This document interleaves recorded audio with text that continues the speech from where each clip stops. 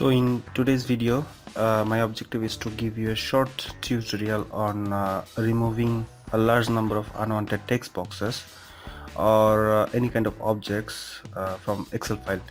In fact, it's a live learning. I have faced similar kind of problem with some Excel file at my office, and finally by googling I found out the solution, and here I will show you the process to remove this kind of unwanted text boxes. This is a sample file where you may see this is a text box. There are so many text boxes here in this area. A giant text box is here, and many more. So just this is a sample file.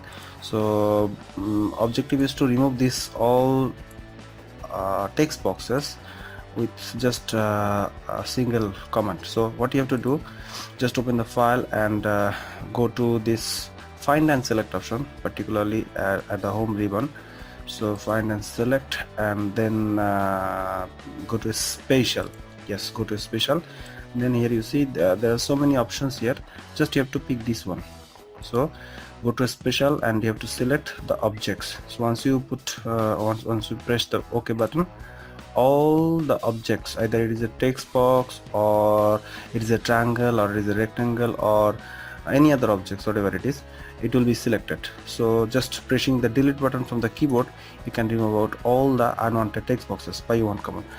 In some cases you may need to see what are the text boxes or what the text boxes are. So what you can do by doing this kind of special selection objects and OK, you can just apply the color